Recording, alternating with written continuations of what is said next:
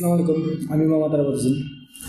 তো আমরা সাধারণত আমাদের বাংলাদেশে সর্বোচ্চ আমরা যে জিনিসটা দেখি যে সব ক্ষেত্রে জিনিসটা দেখি যে আমরা আসলে সম্পূর্ণ সিদ্ধান্তটা নিতে ভুল করি। অনেক ক্ষেত্রে আমরা আসলে আমাদের নিজস্ব ব্যক্তিগত যে সিদ্ধান্তগুলো থাকে, আমাদের জীবন পরিবর্তন করার জন্য যে সিদ্ধান্ত থাকে, সেগুলো আমরা রাইট ওয়েতে নিতে পারি না। আমরা কী করি, আমাদের থেকে যারা কম জানে বা আমরা যে বিষয়ে সিদ্ধান্ত নিব সে বিষয়ে একটা ব্যক্তির কাছে যাই বিষয় সিদ্ধান্ত নেওয়ার জন্য, কিন্তু দেখা যাচ্ছে যে আপনি যে ব্যক্তির কাছে যাচ্ছেন সিদ্ধান্ত নিতে, সে আপনার চেয়েও খুব কম জানে, এবং আপনি যে বিষয় নিয়ে সিদ্ধান্ত নিতে যাচ্ছেন সে বিষয়েও সে কম জানে, এত অভিজ্ঞ নয়। তো সেই ক্ষেত্রে কী হয়, সে আপনাকে সর্বদা ভুল সিদ্ধান্ত দেয় এবং কি সেই ভুল সিদ্ধান্তটা আপনি ডিপেন্ড করে আপনার জীবনের টার্ন ওভার ঘুরান, আপনার জীবনের সিদ্ধান্তটা নিয়ে নেন।